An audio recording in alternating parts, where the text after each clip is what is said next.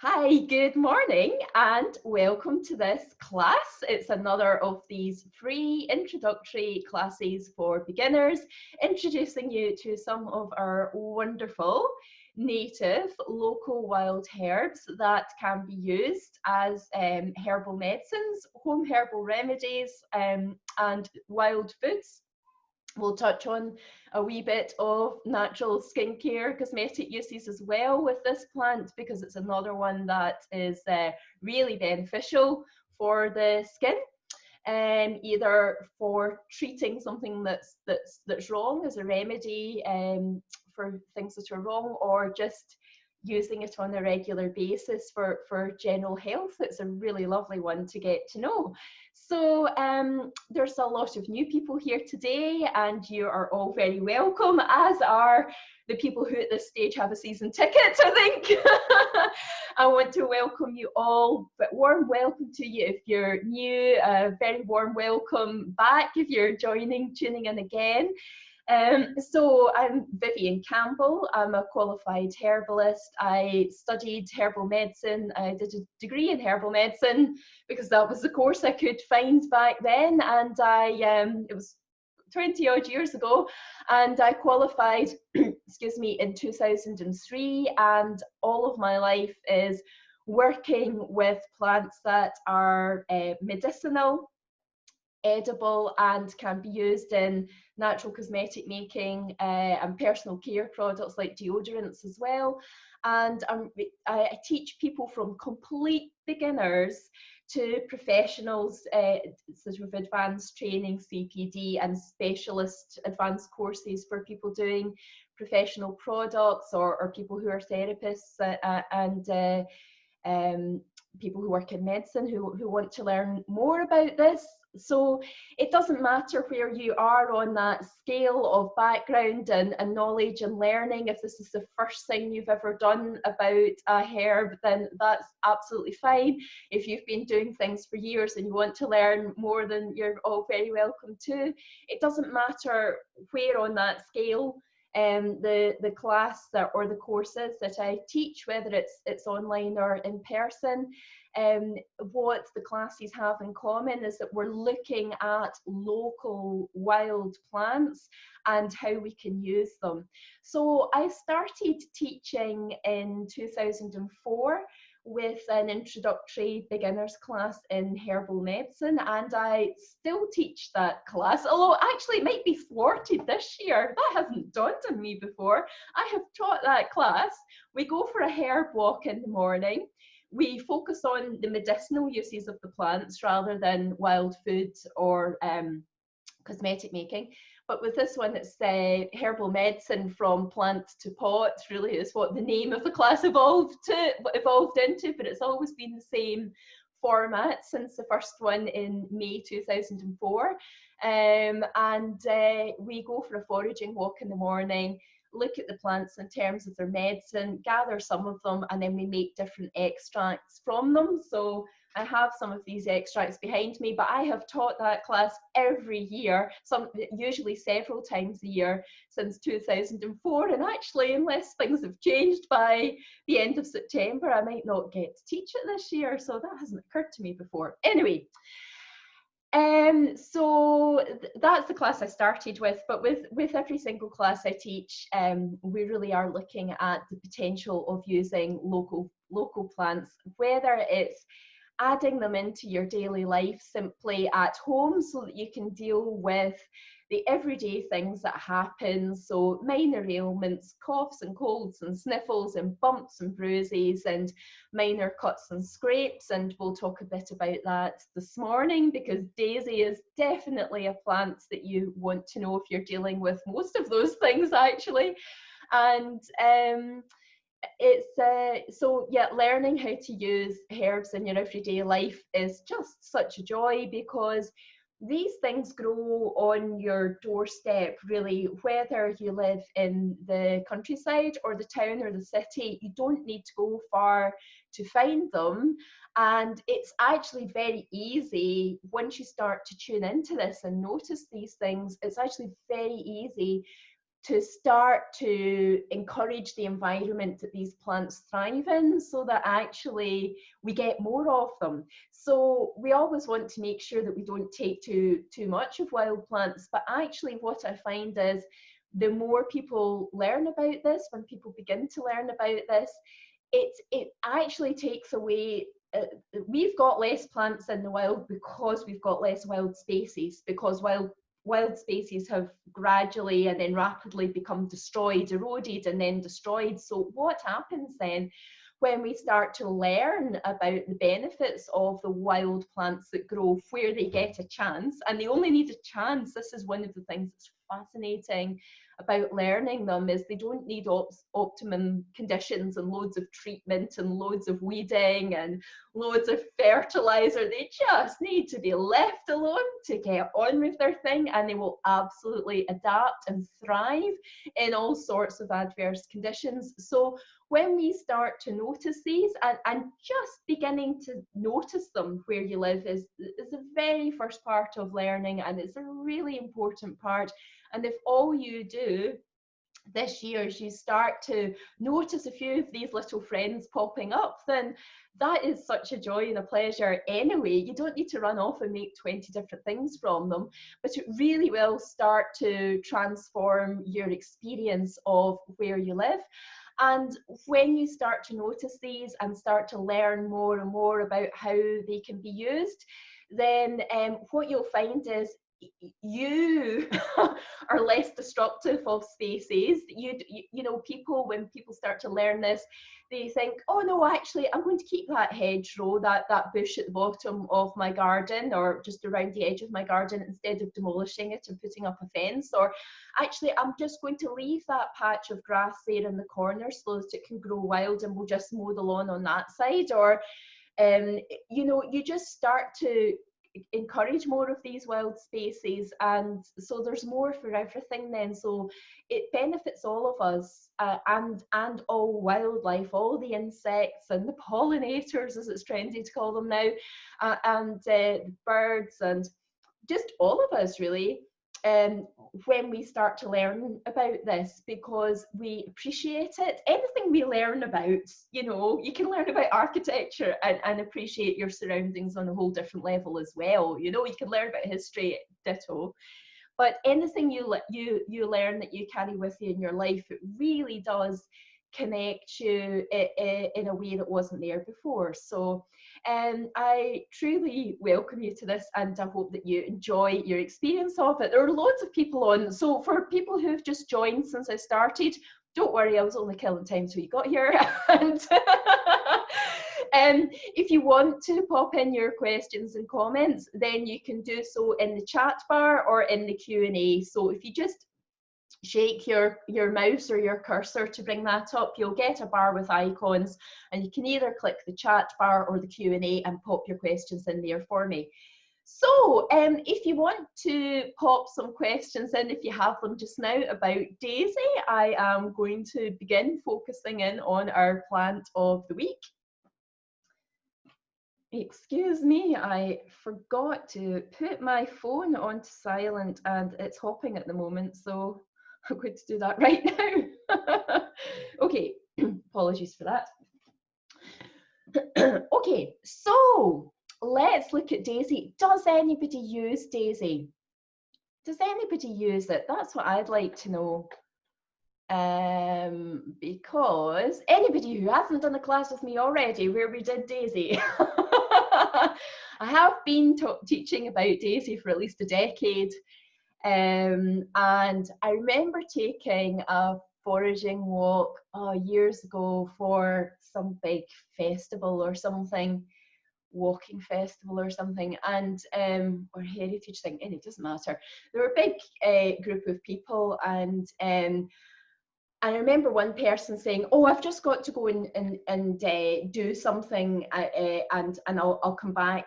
She said, "Oh, it's only Daisy," and I went, "No, I'm waiting until you're back to tell you about Daisy, because it's so amazing."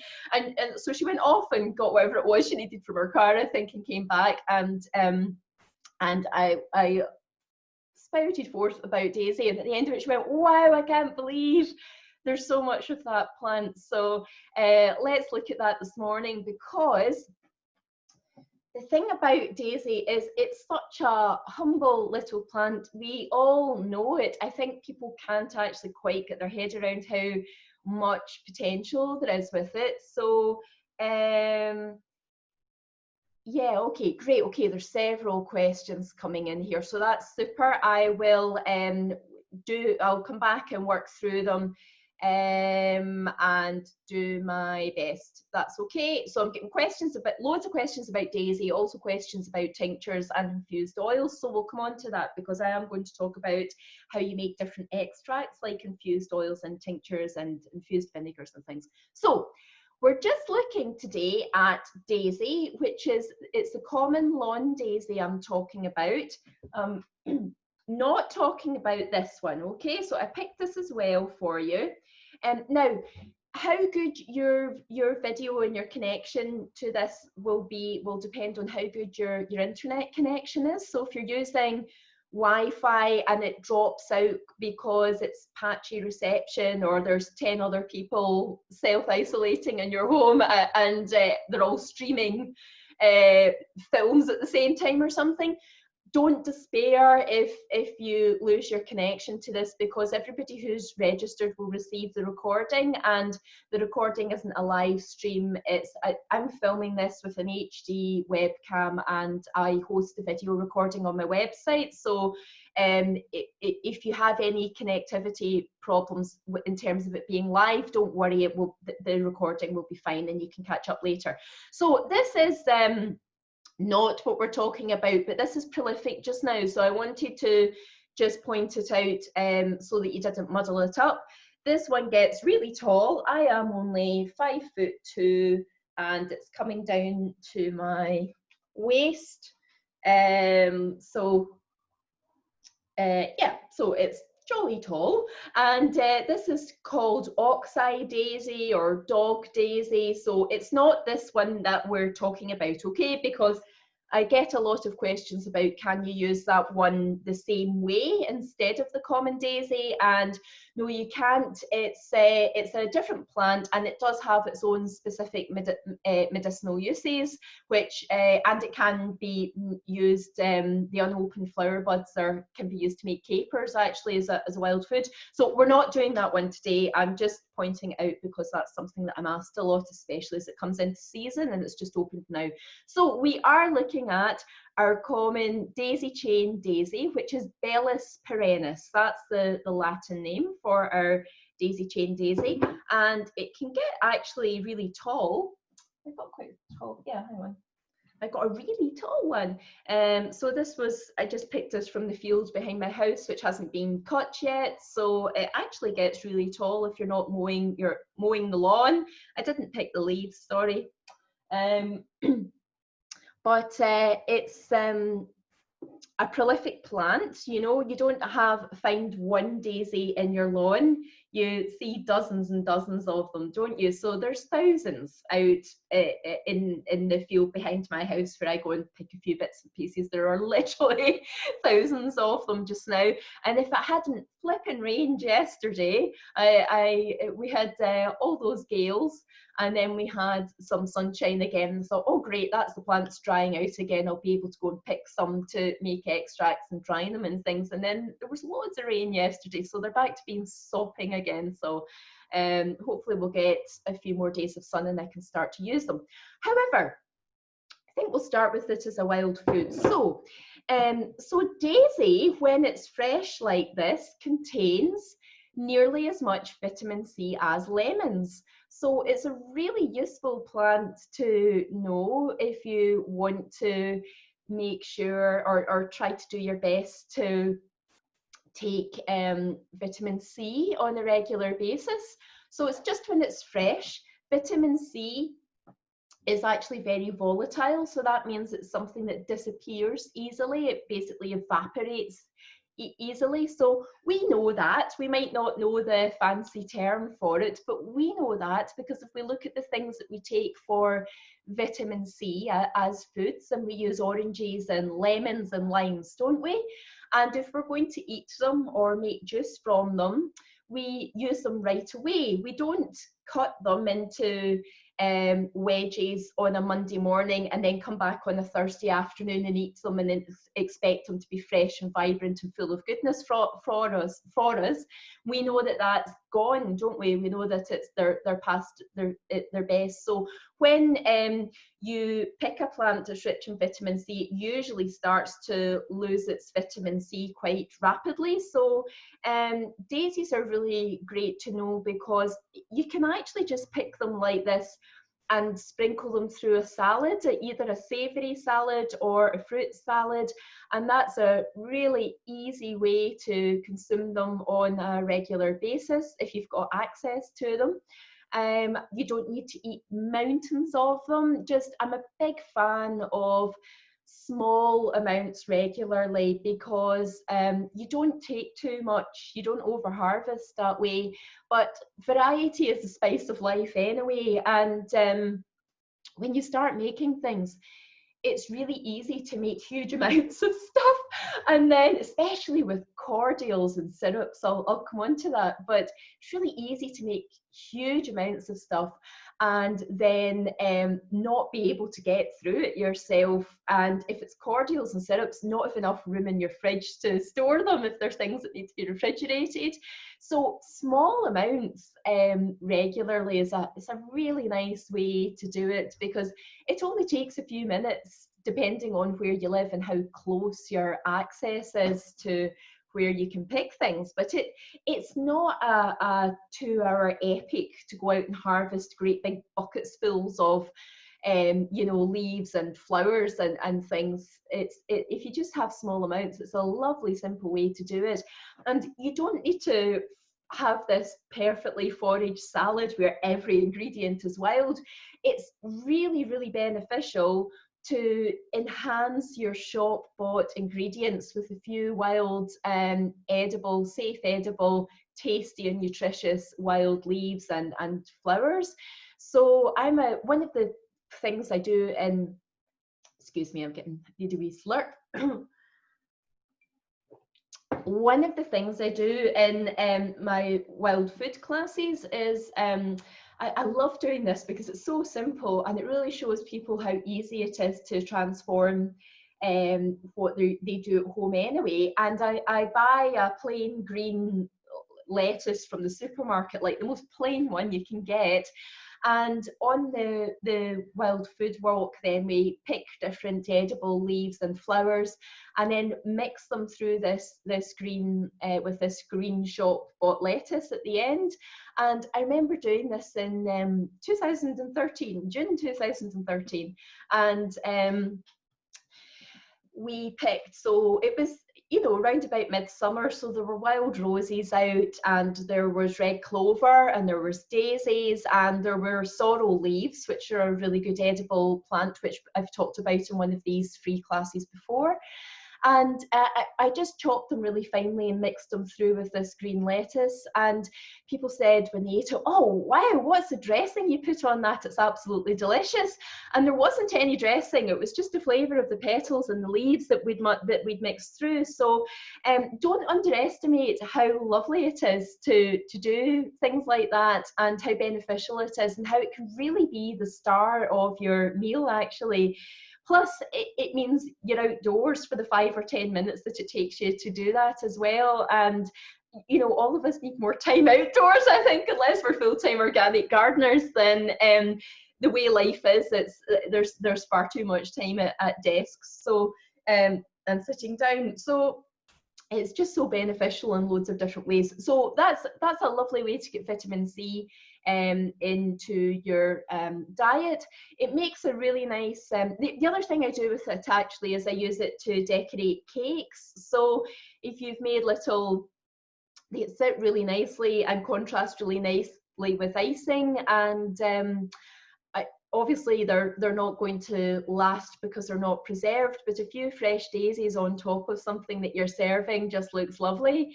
So don't take it if you're wildly allergic to pollen. If you're wildly allergic to daisy pollen, then don't sit down and eat daisies, because obviously it's a flower and it's full of pollen. I can't give individual medical advice in a free beginners class What everything I'm talking about just now is, you know, just general information rather than specific to individuals, and general for fit, healthy individuals. I can't get into medication. If you're on medication or have specific medical conditions, I can't, it's just beyond the scope of a class like this to get into that with you. But I do cover things like that in my courses so that people can be safe and reassured and know when to go to the doctor and all the rest of it. Do you wash them, or do they lose any of the healthy properties? So if you're going to eat them fresh, then yes, I would wash them. The same way that we would wash any raw ingredients we're going to put into a salad, because we just want to wash off any germs that are on them. When you're preserving them, it's more important, in some instances it's essential that you don't wash them, and I'll come on to that as I talk about different medicinal extracts. But where it's a wild food, especially a raw one, then yes, you definitely want to wash it the same way that you would do spinach or lettuce or anything that you're going to consume that way. Let me see. Okay, so I've got loads of questions coming in. Okay. Do you ask permission from plants or flowers before picking them? I think it's really, I think everybody and everything appreciates being appreciated and not taken for granted. So I do, yeah, and I always thank them as well. So I do. I can't make other people do that. But yeah, I think it's I think when you learn about things, then you appreciate them, especially when you understand the effort that goes into growing and the effort that goes into making things. I think you know, if you start making your own wild foods and herbal medicines, then fair trade isn't this abstract, you know, concept. You completely understand it because you realize the work and the labor and the time and the effort that goes into things, and also how easily they can go wrong and you can not have the crop for the year. So as to go back to, I know there's loads more people coming on now, but to come back to what I said earlier about how the gales had blown away the hawthorn blossom here, so I can't make anything with hawthorn flowers this year, and I'll get very little opportunity to make things with haws because there'll be a lot less haws as well in the autumn because the flowers blew away. So there's something that I love making that I can't do it this year now because it's gone, just because of 2 days of gales at the wrong time, you know, unfortunate timing. So yeah, you really do appreciate things on a different level. Okay. Do you eat the whole flower or just the petals? So what I do is I nip off the back really, and this is why my keyboard is covered in flower petals. This is why I keep doing this in these free classes. So scattering of petals all over the place here. So you can either just sprinkle them, you can pick them apart and sprinkle them through a salad, or you can put them in whole and eat them. And here we are.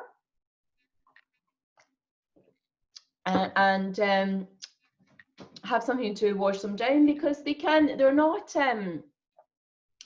juicy, so you will need to drink something with them or have them mixed with other things, or even dressing to make them easier to chew and deal with. Is that okay? But they're easier maybe if you rub them like that, to just sprinkle the individual white petals through the salad, and it's very easy to do that. Yeah, it's an easy thing to do. Okay, can you eat the stem? I haven't eaten the stem. I haven't come across anybody doing that. I know, do you know Fergus Drennan? I'm sure loads of you do. He's just brilliant wild food forager. He's fantastic. And he said he makes, what did he tell me he made? He makes something edible from the leaves of Daisy. I've forgotten what it was now actually that he told me, but anyway, he does do something with the leaves. Medicinally, it's the flowers and the leaves that can be used, but I have to say with Daisy, I actually just work with the flowers. I haven't got round to harvesting the leaves and preparing them that way. I do just work with the flowers. I do that with red clover as well because I really like the flowers, and you can use the leaves. These are red clover. We've looked at red clover in one of these lessons before, a couple of weeks ago. I'll show you the extracts actually, they're coming along really nicely. But you can use the leaves of red clover as well, but it's just so beautiful to just use the flowers. They are the parts I work with in terms of medicine and wild food because I prefer them. So, sorry, I've got petals stuck. Okay, so salads are the easiest thing, you know, never underestimate salads. They're easy peasy to do. The next thing you can do with daisies, either when they're fresh or dried, is you can use them to make a herbal infusion, which is a stronger medicinal strength herbal tea. And as I mentioned, they're very high in vitamin C, and we all know to take vitamin C when we've got a cold because we've had that drummed into us that that's what we do. But vitamins are actually a relatively modern concept. Really, it was sometime in the 20th century, I think, where the concept of vitamins started to develop. But before anybody knew that vitamin C existed and what its medicinal benefits were, people used to take Daisy to break up catarrh and relieve colds and sinus congestion. So it's a really good tea to take if you feel that you have a bit of a cold or are blocked up with catarrh. And you can make tea from the fresh daisies or from the dried ones. If you're using the herbs fresh, the benefit of that is you don't really need to worry about whether it's rained or not. With any extracts that you're making, anything that you want to preserve the herbs, then it's really important that you go and harvest them during a spell of dry weather, which will be easy or difficult depending on the climate where you live. I'm in the west coast of Ireland, so it's challenging because it's very wet here. But if you're going to use them fresh, it doesn't matter because you're going to consume what you make right away. So it doesn't matter about shelf life and bacteria growing because it's not going to get the chance before you drink or eat your wild food or your extract. So the easiest way to make tea is you just pick the daisies and pop them into the teapot and pour on boiled water. Let it stand for 5 or 10 minutes and strain it off and drink it. It's got quite a subtle flavour, but I find I always feel, I can feel it just from eating that one flower. I get that hint of a lemony flavour from them. I am really always very aware of that when I consume the daisy. Always puts a smile on my face as well. I love working with daisy because you can go out to collect them, you know, and be in a bad mood if something rubbish has happened or whatever, and you know, half an hour or an hour outside picking daisies, you just come in grinning because it's just such a lovely thing to do. They are such a beautifully cheerful, optimistic plant, you know. So I talk about going for a daisy break instead of a coffee break, and I go outside and I pick another container full of daisies and then put them out in the dryer so that I can use them to make extracts. So you might want maybe a dessert spoonful of daisies to add to a teapot to make your tea. You can mix them in with other herbs as well though. So how I tend to take them just for my general good health is I drink, we're not really in spring anymore, are we? My spring wheat tea is a common thing that herbalists drink, and so I just harvest herbs that are in season. So this time of year I'm drinking a tea blend with nettle, plantain, red clover, blackberry leaves, hawthorn leaves, and daisy, so any kind of mixture of those, and consuming it every day just for its nutritional benefits, really. So that you don't need to take it on its own if you're just trying to drink things for your well-being. If we're tipping over, then if we're looking more at them from a herbal medicine point of view, then you will want to make sure that you're taking them at a suitable concentration and strength and dosage, so that you can use them to actually try and tackle some ailments that you're dealing with. So quite often with wild food and herbal medicine, there's a real crossover between the two, and this can really confuse people, especially when they're looking things up on the internet and trying to find out how much to take of something. So the same extract can be used as a culinary ingredient or can be used as a home herbal remedy or herbal medicine. And the difference between whether it's a wild food or a herbal remedy is the dosage, and so that's the amount, the strength of the extract that you take, the dosage, the amount of the extract that you take, and how frequently you take it, and finally how long you take it for. So that's the difference. So some extracts can be a bit confusing for people because the same extract can be used in different ways for different reasons, and the difference between whether it's just a culinary ingredient or something with the aim of trying to be used as a remedy is the dosage. Okay, that's the difference. So talking about herbal teas again, oh sorry, somebody's asking, do you use a tea strainer to strain them? Yeah, actually, do you know what my top tip is for making herbal teas? It doesn't matter so much with the daisies. I don't have one behind me, otherwise I'd show you. I was just having a wee look. Is get one of those cafetières, you know, the coffee presses, and use it just for herbal teas, because herbal teas, daisies are small, but other things like plantain and nettle and rosemary and lemon balm, they're quite bulky, so you can put them into the teapot, but they'll get jammed in the spout and it makes it difficult to pour.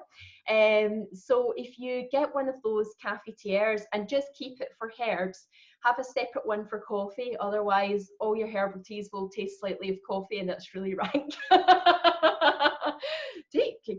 Have herbal teas and coffee completely separately and appreciate them for the wonderful substances that they are.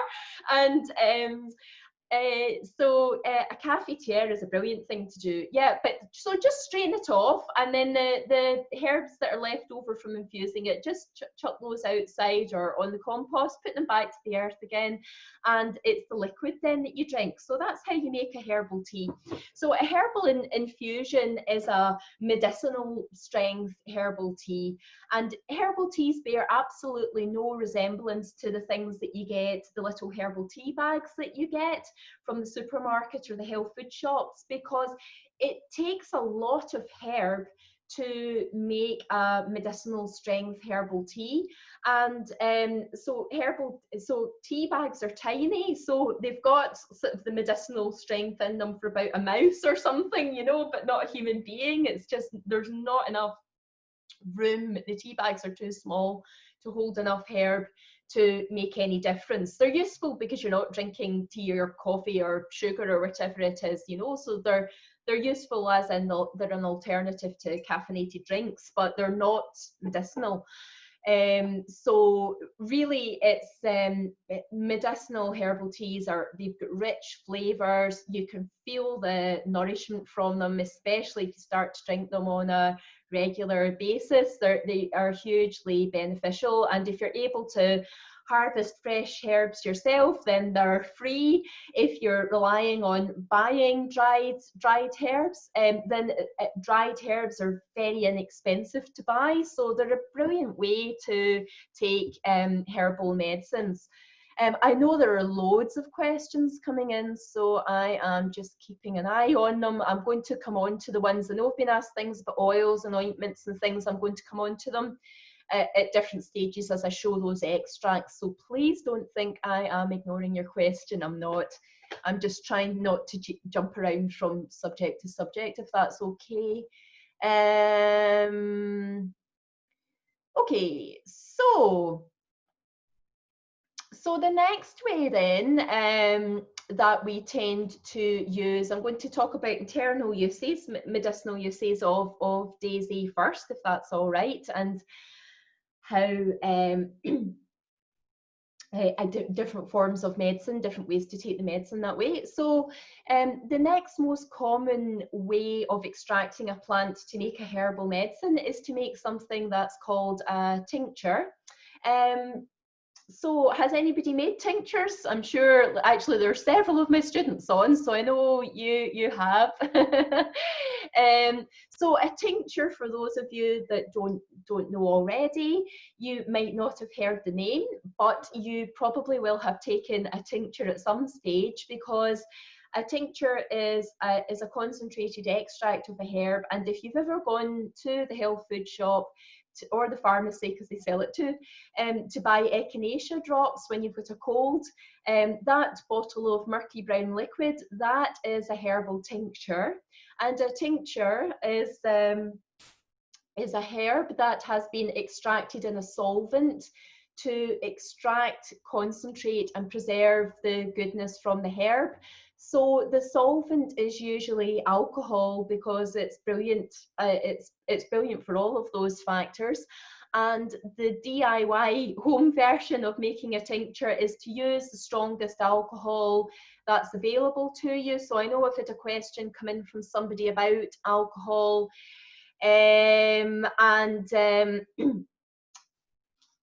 where am I? Here's my tincture. Okay, so take a clean, dry jam jar, fill it with your herb that you want to tincture. So you can make tincture of daisies. That's absolutely a lovely thing to do. This is tincture of red clover here that I've got brewing. So just fill your jar with your medicinal herb, and then cover it with the strongest alcohol that you can get from the shop. So that's usually brandy or vodka. And leave it to steep for 2 weeks. Just make sure the herb is completely covered. You don't want any of the herb poking up through the surface of the glass, because it will be exposed to the air, and where that happens, then mold can grow. So you just make sure that it's completely covered. I'm holding it at a weird angle, so there, I'll try and cover it for you. And leave it to steep for 2 weeks, and then strain it off. And it's the brown liquid is the bits that you want to save. So pour it into a bottle and put a label on it. Always label your extracts, because they can look very similar, and it's easy then to forget which one is which. So always put a label on it. So the name of the herb that is in it, and also the date that you've made it, is another important bit of information to put onto the label. And the herbs that you've strained off then again can go out back onto the earth or into the compost, wherever you get the chance to throw them, then throw them. And you can use the fresh or the dried herb for tinctures. Either is fine. So you don't need to dry them first, but it's really useful to dry herbs as well, because I'll show you drying herbs. We'll do that next. But you can make, it's good to know that you can make tinctures with dried herbs, and they're very good, because then that way you can make them off season. So the reason we make all these different extracts with herbs is because medicine made from herbs is seasonal, because herbs are plants, and plants only grow at certain times of the year, and most plants grow in the spring and summer and autumn, and especially the summer. And we're generally at our best health in the summer because the weather's good, and we're generally at our most ill in the winter because the weather's bad. And so that's when we need our medicinal extracts. So that's why we make extracts or dry herbs, so that we have the medicine available at the time of year where we need them. So I've been asked a question about the alcohol for the tinctures. I used vodka, it's 37.5%. That's absolutely fine. Vodka and brandy are usually around 37.5, 38%, and that's the strongest alcohol that you'll be able to get from a shop, so that's fine. I have read it should be a much higher content. You see, what it is, you're only able to make home remedies, and that's the strongest alcohol that's available for home remedies. So we use the alcohol neat for making tinctures, and you know, nobody ever opens a bottle. It's alcohol like that is a really brilliant preservative, all right, because nobody ever opens a bottle of vodka or brandy that's a few, you know, that's old and says, oh, that's old, that's gone off, and pours it out. You know, it's distilled, it's concentrated, it's a really effective preservative.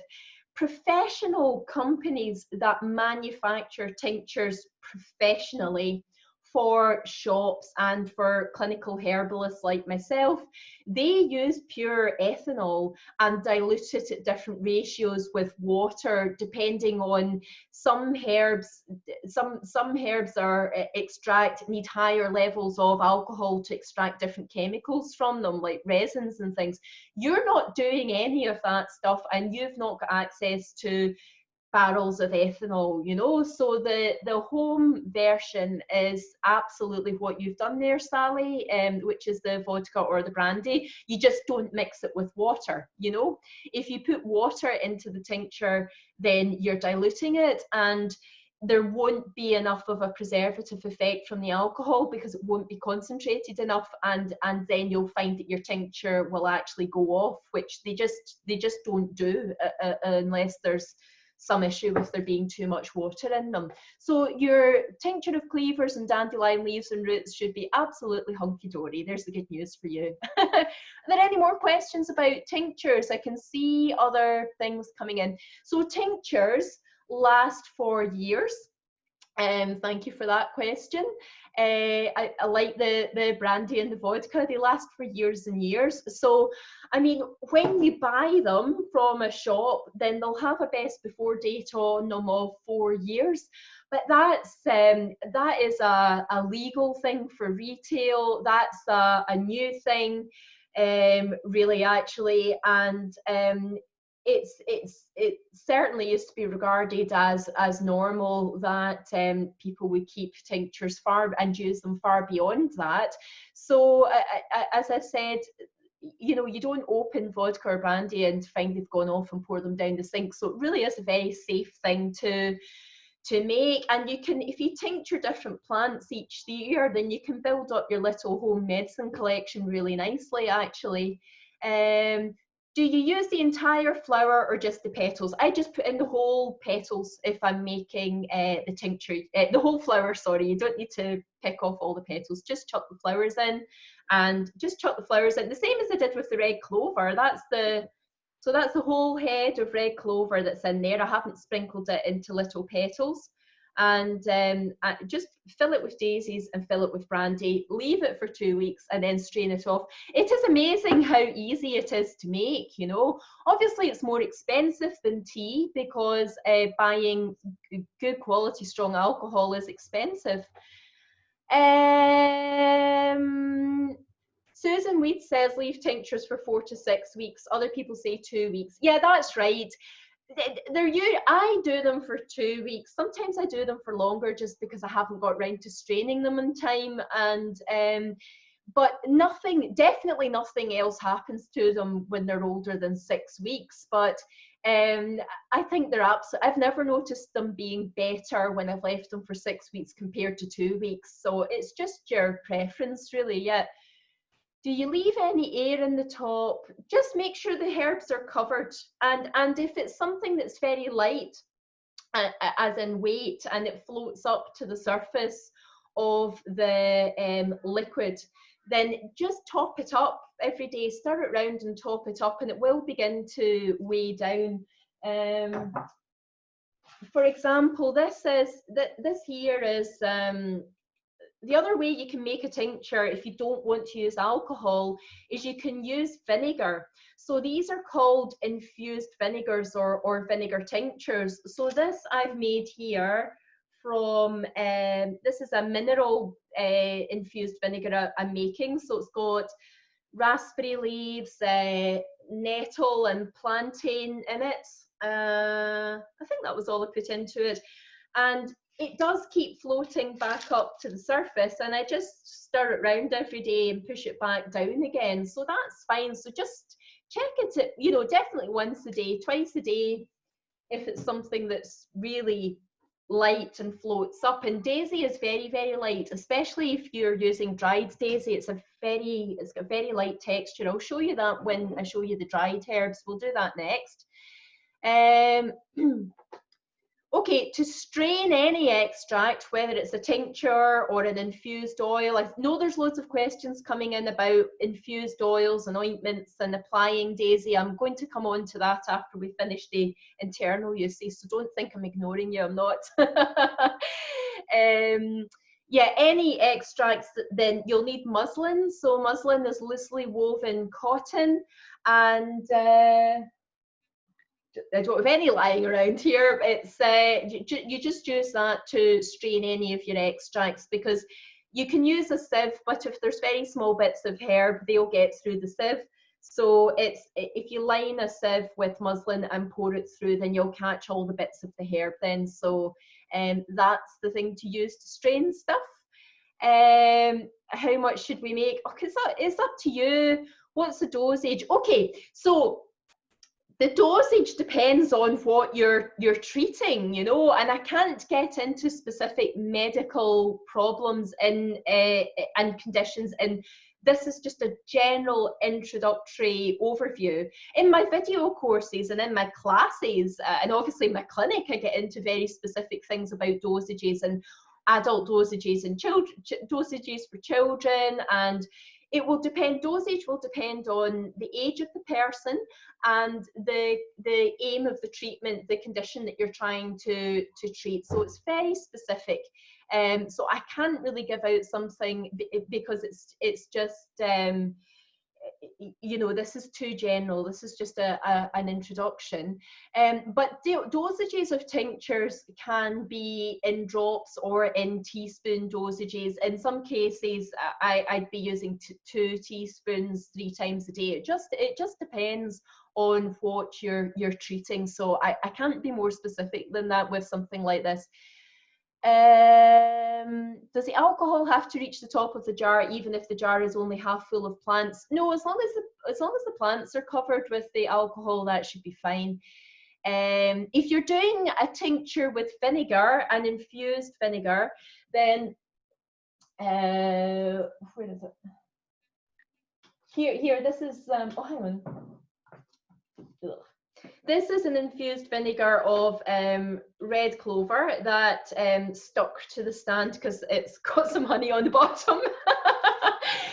This is an infused vinegar, and there's a layer of greaseproof paper, baking parchment here, just to stop the vinegar reacting with the metal of the lid. So that's to prevent rust, okay? So that's you don't need that.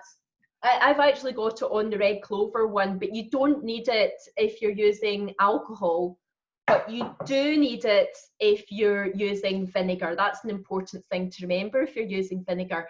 In terms of which vinegar to use for making infused vinegars or vinegar tinctures, I usually cider vinegar.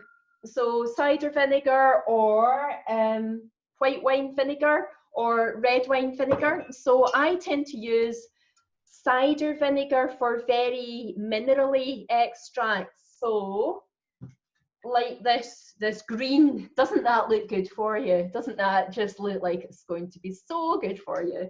So I tend to use cider vinegar for very minerally ones, and then for more delicate flavors like flowers. So this is red clover vinegar. Do you see that beautiful color in there? So that's actually nearly ready to strain, and when I press it out, it will be sort of a deep red, almost like raspberry.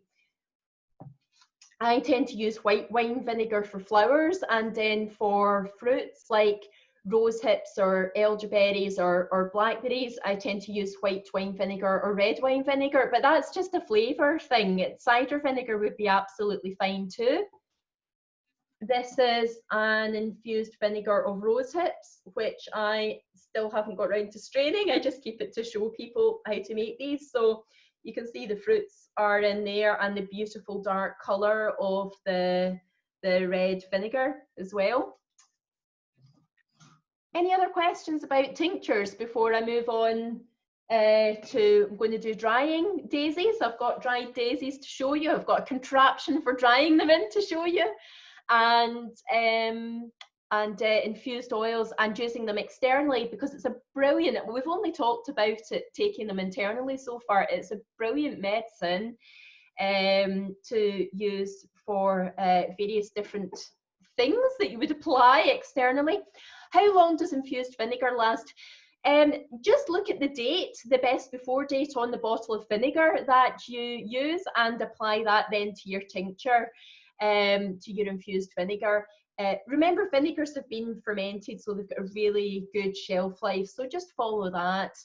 Again, vinegar, has anybody ever opened their kitchen cupboard and decided their vinegar's gone off and poured it away, you know? So it's something that keeps for a long time. When would you take daisy tincture, and do you drop it under the tongue? I don't drop it under the tongue. I would just drink it from a spoon or a dosage beaker. When would you take it? So if you mean what's it used for medicinally, I would take daisy tincture if I was trying to treat a cold and break up mucus. That would be the main reason for taking it internally. Is that okay? Yeah, did I understand that all right? Okay. I think I've done that. Yeah, how much should we make? Sorry, I will pick up on that. You know, that's just up to you. How much you make. I'm a big fan of just making small amounts. It depends how much money you've got to spend on bottles of brandy as well. I mean, they're not cheap. But you know, a little jam jar full is quite a lot of medicine. And remember, you can always use it to if you run out of it, you can always use the dried herb and make a tincture with the dried herb. So that's the thing to do, rather than try to make huge amounts of it, because daisy isn't something that you need massive dosages of. So you know, a jam jar full would be fine, unless it's something that you find you've got to take for some reason on a more long-term basis. Do you use infused vinegars on dressings? You absolutely can do, yeah. And you could make an infused vinegar of daisy and strain it off and mix it with some olive oil and use it as a salad dressing. The red clover vinegar is a really good mineral extract, because red clover is full of minerals, and so, but also it's got a lovely flavour, so you could just mix it in a salad dressing, or you know, the difference again between it being a culinary ingredient or a medicine is the dosage. So if I was wanting to take it to, you know, for its mineral content, say to strengthen my bones, because red clover is really full of calcium, then I might take a teaspoon of the vinegar in water 3 times a day. If I just want it because it's a beautiful colour and a lovely flavour for food, then I would just mix it with some oil and put it on a salad whenever I felt like it.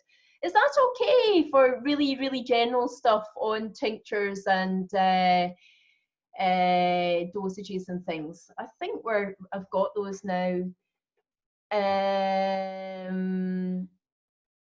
Does it, so if it's like a decongestant, would it work for ear issues as well, like tinnitus? It depends what's causing tinnitus. Tinnitus has got lots of different causes. If guitar is a factor, then it's worth trying it out.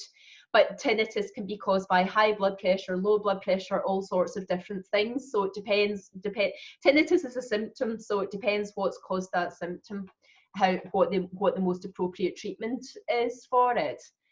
Okie doke. Can you do it with kombucha instead of vinegar? I don't know. You can put herbs into ferments, like kefirs and things. You can do water kefirs with herbs. You can use kombucha. Yeah, hang on. I think you can use kombucha vinegar as a thing. I think, yeah, I think you can. I haven't done it. I think a friend of mine told me she'd done that. I'm not sure. I'll need to come back to you. Come back to you. If it's got to this, if it's got to the strength of vinegar, if it's really old, if you've left, is it 9 months you need to leave it for? Then if it's proper strength vinegar, then I think you can. But that is not my, I've not done loads of fermenting, so I don't know all of that off the top of my head, I'm sorry. But I'll find out and I'll send it round with the email, yep, with the recording. Okie doke, so I'd like to show you drying herbs, is that okay? Yeah, no, it's not old enough, sorry, you're just saying kombucha becomes kind of like vinegar after a few days. No, it won't be strong enough at that stage. I think it's got to be at least 9 months old before it reaches proper vinegar strength, the kombucha. Okay, so if you want to keep your daisies then, so we've got them fresh here, then one of the simplest and cheapest ways to preserve your daisies is to dry them. All right, and there are loads of different ways to dry herbs, and I've done loads of them over the years, and I am a big fan of the thing that is the least labour. And having done all these blooming laborious things over the last 20 years, because I didn't have anybody to show me how to do it any differently.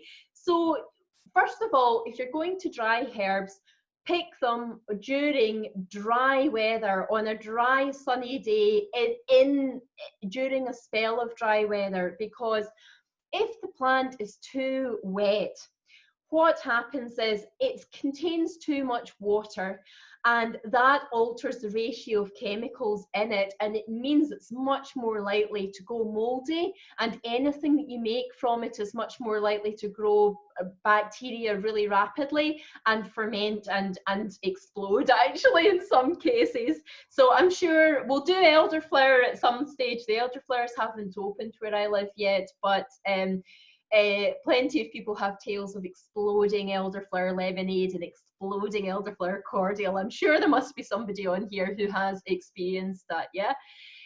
So make sure you harvest the herbs during dry weather and do not wash them, all right? I know that that's really counterintuitive when we have it drummed in to wash things before we eat them, but you do not wash them, because you're going to saturate them, then they won't dry, they'll go black, they'll go moldy, and you just need to throw them away then. So it becomes much more important when you're harvesting herbs to dry them, that you're harvesting them from somewhere really clean.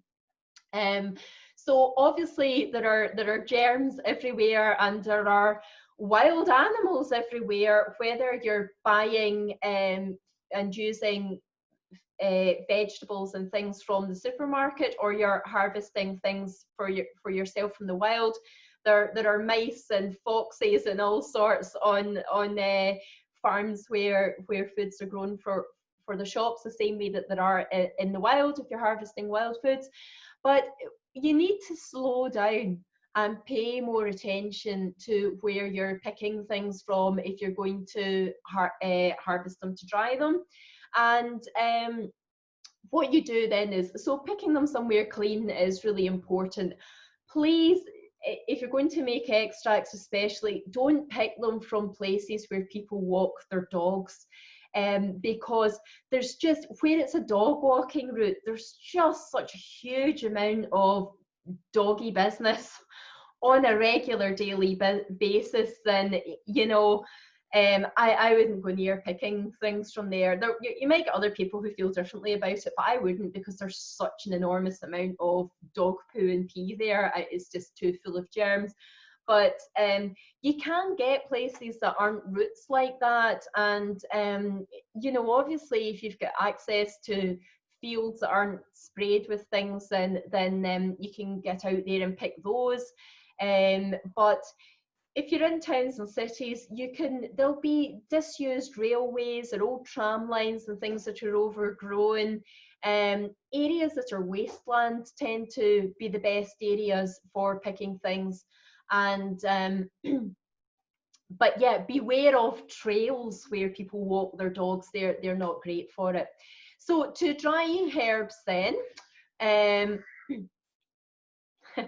to dry herbs, then what you do is you want the plant to lose water.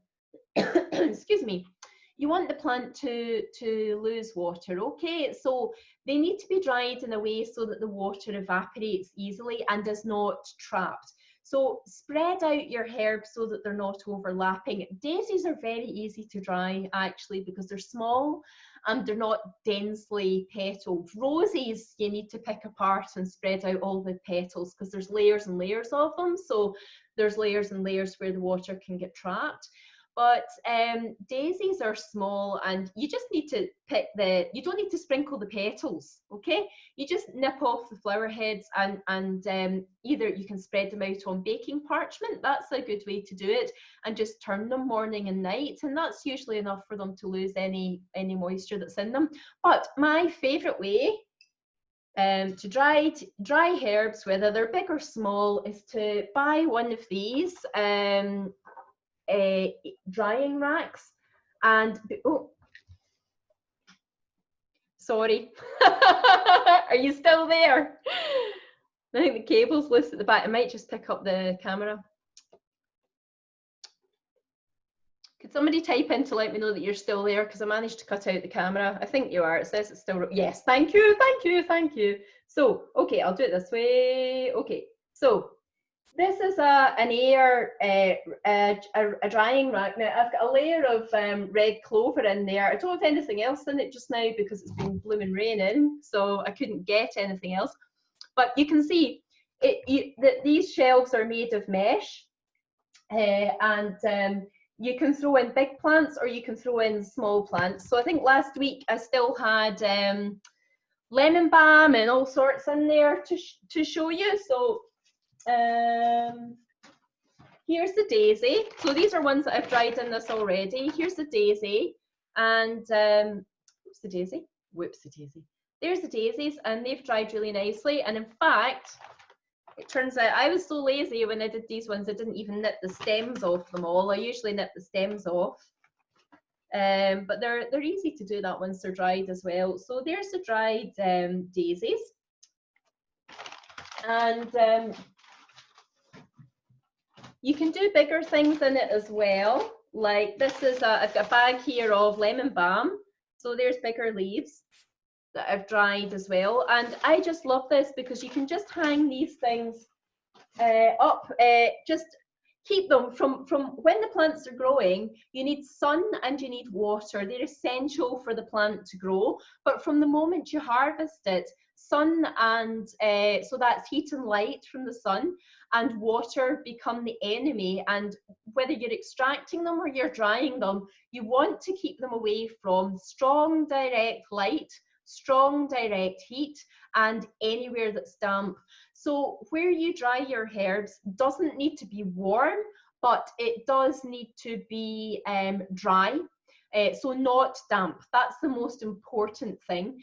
And then out of direct light. So don't dry herbs in front of a window or in a polytunnel. It's too damp in polytunnels anyway, but the light alone will damage the plants in there. And so I just hang this up. These, I'll send this round, and yeah, you've been drying them in the conservatory. Yeah, I know. You need to dry them away from the light. It's the wrong environment, unfortunately. So if you could just pull a blind down. I have this in the corner of the room that gets the least sun, and the sun swings round in the late afternoon and evening, so I just pull the blinds down at that stage of the day. That's enough, you know. And these things are great because you can fold them away when you're not using them, and they don't take up loads and loads of room. Oops. There you go, sorry. They don't take up loads and loads of room. They just go back into a zip bag again. They're about €40, so maybe about 30, 35 pounds. And you can get them by mail order from hydroponic stores. Apparently, there's some sort of laundry thing you can get from IKEA or something as well, which is similar. Some people use those, but you just hang them from the ceiling. They're just brilliant. And I like them because I can do really small things like daisies or elderflowers, but I can do big branches of rosemary and nettles and things as well. And you just throw them all in, as long as they're not overlapping, then that's it. And usually it takes about a week for herbs to dry. Then I store them in paper bags at first because they'll continue to lose moisture for quite a while. They'll feel, here's a jar of dried daisies. They'll feel crisp and dry. Do you hear that? Crispy dry. Now you know why my keyboard is covered in petals. Done it again. Petals and honey. I've got infused flower honey on my desk as well at the moment. So you'll know that a plant is properly dry when it's crisp. You get that crisp sound, and when you rub it and it feels dry. There are a couple of exceptions to that. Rose petals never really feel dry, and raspberry leaves feel quite damp as well when they're dried, but that's just to do with the chemicals that are in them. You just learn those things from experience, but generally speaking, they feel very dry. And I store herbs in paper bags initially and just fold them over, because for a couple of months they continue to lose moisture even when you've dried them properly. So if you put them into a jar right away after you've dried them, you'll find that you get a jar full of mold, because there'll still be a wee bit more moisture in them and it's trapped in. It can't escape because it's in glass with the lid, and you'll just need to throw it out. So store them in paper bags, and then what I do is I put the paper bags into a big Tupperware box and store them out of the light, and that's my top tip. Here's some, these are dandelion flowers that I dried a month ago as well. So I'll be making things with those. Right, loads of things coming in. Could an electrical dryer work the same way? So you mean a dehydrator, I think, when you say that. You can use dehydrators. What I would say to you about them is how practical they are will depend on the size of the plants that you're trying to dry. So that would be fine for daisies, because daisies are small. But if you're drying something quite big like roses, then you're only going to get to dry a couple of roses in a dehydrator. And how long do you run them for? Is it 7 hours or 10 hours? It's a long time, isn't it? So if the herb is bulky at all, then you're into needing one of these really big, dehydrators that's got loads and loads of shelves in it. So that's a very big investment. And obviously they use a lot of electricity as well. So I bought a dehydrator 5 years ago and I still haven't used it. I've just never got around to it. I bought it to do the berries actually. I particularly wanted to use it to do elderberries, but we haven't had a very good crop of them for a while, so I haven't used it. But I just find these air things are great. They're 30 or 40 quid and that's it. There's no running costs and there's no minding in it either. It doesn't need attention or anything. You'll see techniques for drying them in the oven as well. I don't recommend that either, because again, it's tiny amounts. It takes some things are worth the effort and you get a decent yield from them, and other things are loads and loads of work for hardly any result. And I think that's the thing with drying them in the dehydrator and the oven as well, is that herbs are big when they're fresh and they're bulky, but when they dry, they shrink down to about a third of the size. So you end up with a really small amount of things. And if you dry herbs in the oven, you're using loads of electricity and gas. It's very, very easy to burn them. And if they're burnt, then you just need to throw them out. You can't use them. And it's only really small amounts that you can dry in an oven anyway. So I don't recommend drying them in the oven either. Would the hot press work? Yeah, the hot press. So for those of you not in Ireland, a hot press is the airing cupboard, and it's a great place to dry herbs, but in small amounts. But yeah, I still put stuff in the hot press sometimes, especially aromatic herbs like mint or oregano, because they're good to repel moths because they're so aromatic. So I still dry some of them that way because it's warm and it's dry and it's dark. It's a really good place to dry herbs. But obviously it gets a bit messy, you know, you end up with bits of dried herbs and whatever bedding and towels and things you have stored in the airing cupboard. So but you just need to hoover it out, that's all. Just to confirm, when drying, it does not have to be complete darkness, just a shaded room in which to dry them. It just has to be not sitting in strong direct light, okay? It doesn't matter if there's light in the room, just not beams of strong direct sunlight, because they heat the plant and they cause more of the goodness to evaporate.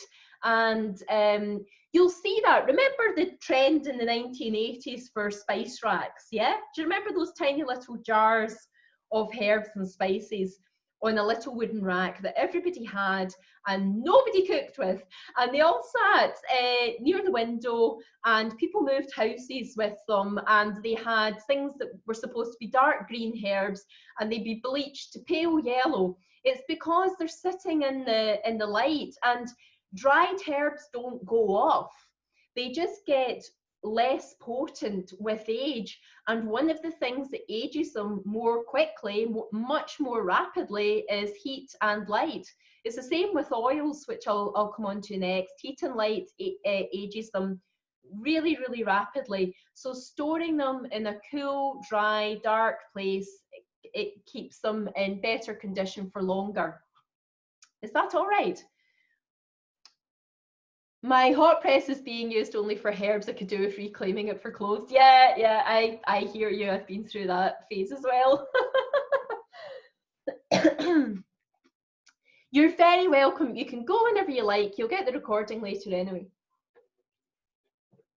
Let me just see. Any more questions about drying things? Is that okay? I don't recommend freezing herbs. I get questions about that. Don't freeze them, they go really watery. Dry them, and then you can use your dried herbs to make tea, to make tinctures, and to make infused oils. So I'm going to come on next to using Daisy externally, because we've only really scratched the surface of its medicinal uses. So has anybody used, oh, I'm glad, thanks very much, you've got really nice things coming in here. Thank you, Deirdre, thank you, Sandra. Has anybody used Daisy for anything externally? Does anybody know what it's used for? I'm going to ban everybody who's done a class with me. Let's see if anybody, no, you're banned, you know, you've been to a class. Anybody who hasn't done a class, yay, well done. So like Arnica, jolly good, well done. Arthritis, sorry, you know, I'm only teasing. Yeah, okay, so Arnica, we all know it's like echinacea, isn't it? Everybody's used it. So Arnica is a type of daisy that is native to the Swiss Alps. But our common daisy, our daisy chain daisy, can be used the same way, but it's even better actually. So it can be used to, yeah, it's the quickest typer that gets the answer in, yeah. It can be used to ease aches and pains and sprains, but it's also very, very skin healing as well. So it just makes an absolutely terrific treatment for minor cuts and scrapes and bumps and bruises. It really is brilliant.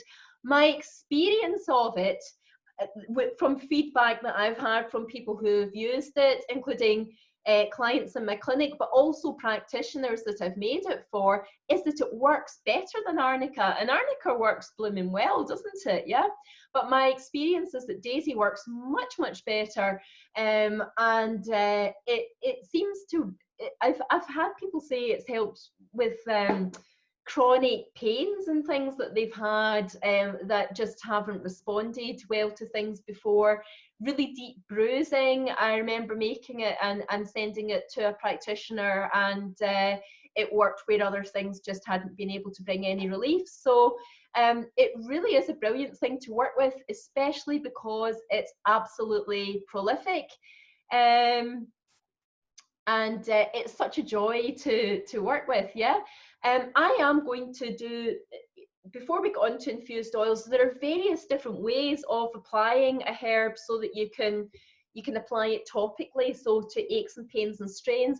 I've actually got repetitive strains of tendinitis just now from here all the way up my arm, and it's from the surge of demand for all the online stuff. I've literally got tendinitis just now from all the typing, dealing with all the messages and emails and formatting and pages on my website and all sorts of stuff. So and I can't, you know, I can take a weekend off, but I can't stop doing that just now. So I am going to make some, I'm doing various different treatments which are all helping, but I'm going to make a poultice with the daisy. So a poultice is a way of applying a herb to the skin, and you just get the herb, whether it's fresh or it's dried, pop it into a pan and just cover it either with water or with vinegar if it's not a wound. If it's a sprain or a strain rather than a cut,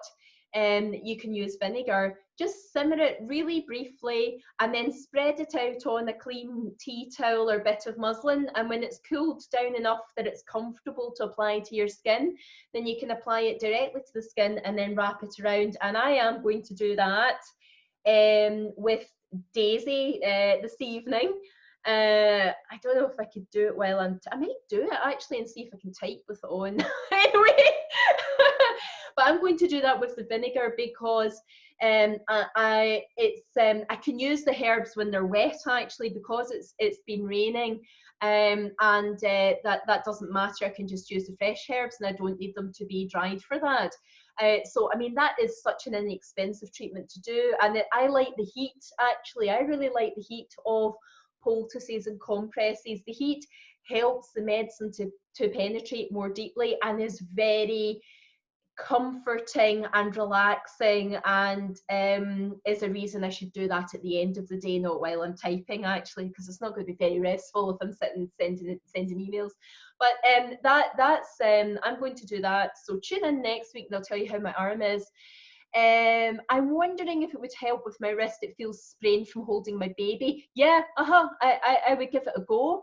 Now Daisy, the daisy family of plants, as I've mentioned, includes obviously daisy and the oxide daisy that I showed you at the beginning. It also includes echinacea, yarrow, mugwort. There are tansy, there are feverfew, chamomile. There are loads and loads of medicinal herbs in the daisy family. Just be calendula, marigold, that's another one.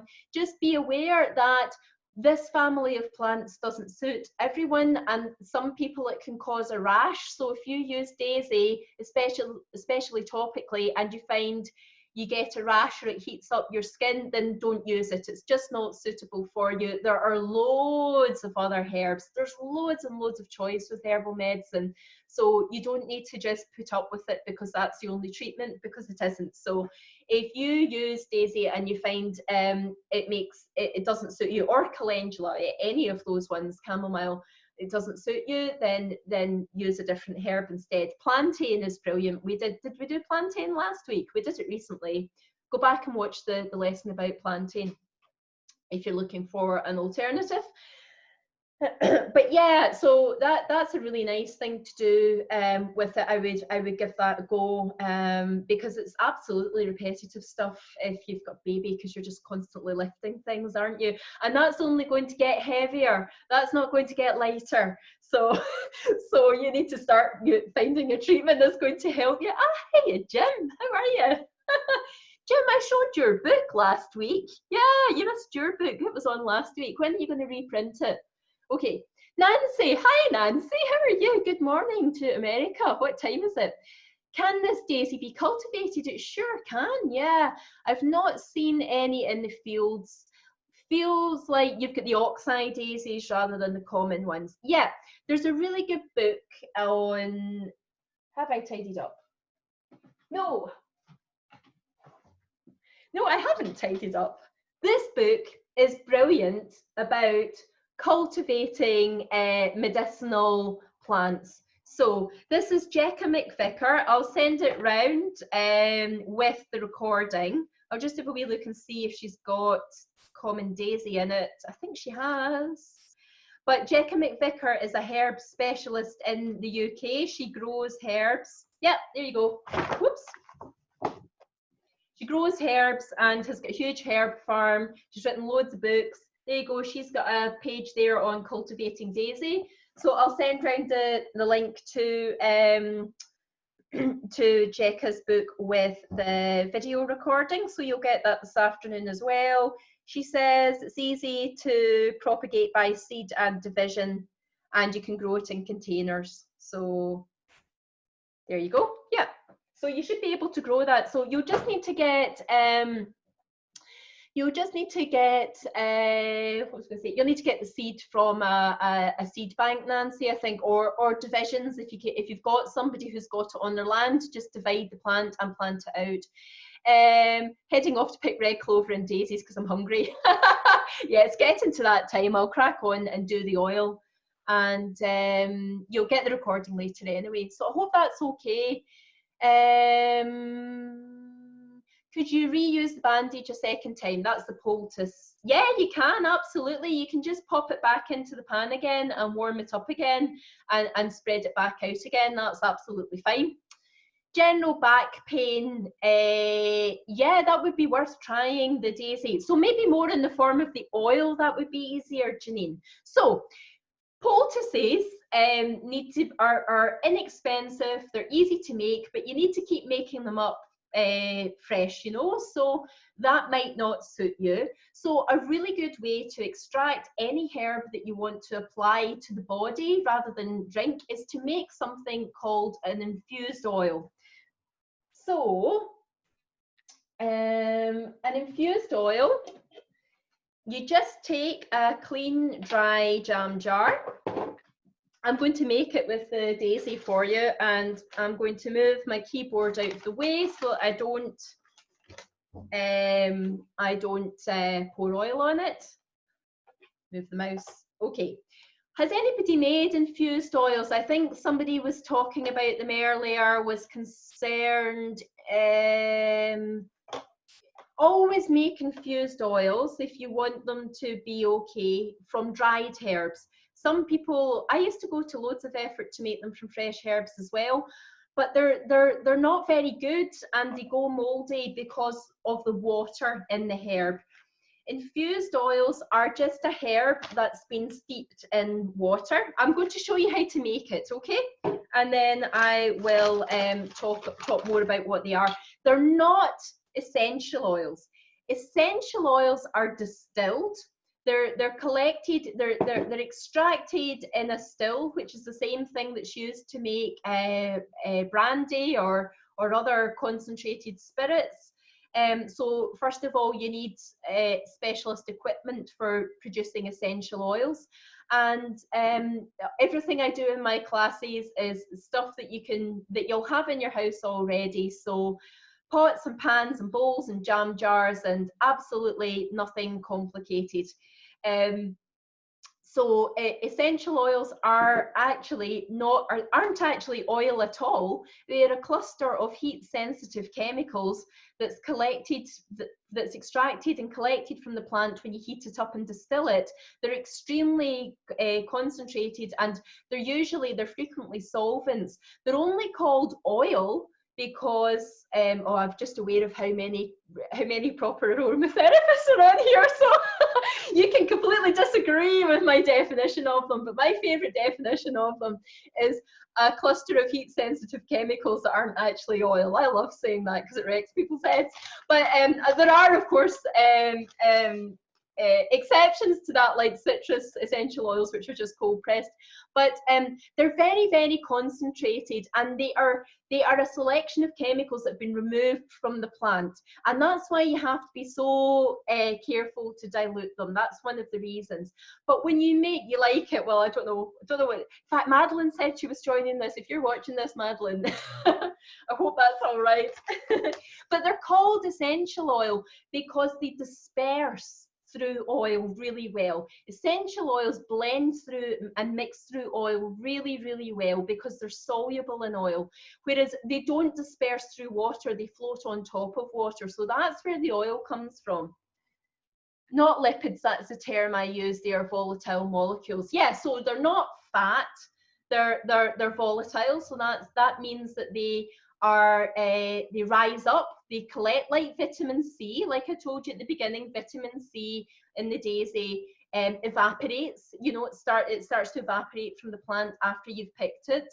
So volatile things jump up and are collected by distillation. So we're not talking about that, okay? What we're going to do, but I do want to explain the difference because infused oils are used very differently.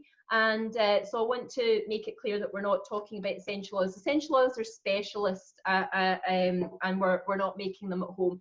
Also, it's not practical to make essential oils at home if you're not in a sunny climate, because you need the sunshine and the heat to concentrate the chemicals in the plant that form the essential oil. If you live somewhere like I live, where it's dark and it's grey and it's wet and it's cold, then if you go to all the trouble of buying distillation equipment and harvesting the plants and distilling the essential oil, you're just going to end up with a really small amount of not very aromatic oil. So it's not a great hobby to have where I live anyway. Okay, clean, dry jam jar.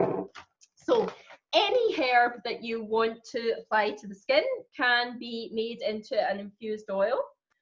So I'm using the daisies. It's really important that the plants are dry because we don't want any water to get into the oil. And the way that the water, if there's any water in your infused oil, that will cause mold to grow. Because water contains oxygen and bacteria need oxygen to grow.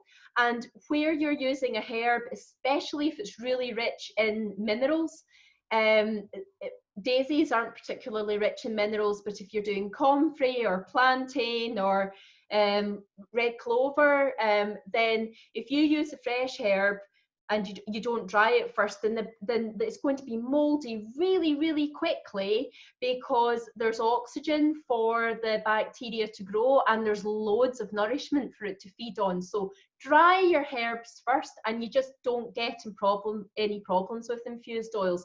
That really is a trick, okay? And then make sure whatever equipment you're using, your jar, or whether you do them in a bowl and a pan, which is actually my preferred method, but not very practical for you to make, for me to make in a little demo class like this. Okay, so I filled the jar with daisies. I did the whole bag, apart from the ones I've dropped on myself. But that was a whole jar of daisies. So I did weigh it beforehand. It's about 25 grams that I've got in there. Now, so you then use, to make an infused oil, any kind of base or carrier oil. So that's something that can be used undiluted on the skin, or is actually frequently a cooking oil, so an edible oil. My preference is sunflower oil because it's nice and it's light and it's neutral. You could use almond oil, peach kernel oil, apricot kernel oil. There's just loads and loads of them. I don't recommend olive oil or rapeseed oil because they're very heavy and they're very smelly and they tend to dominate the herb. We don't want that. We want the oil to take on the property of the herb, not the herb to be overpowered by the oil. So I absolutely prefer really light ones. So here's my clean, dry jam jar, and I'm just pouring on the oil this is sunflower oil. It's certified organic and it's naturally refined.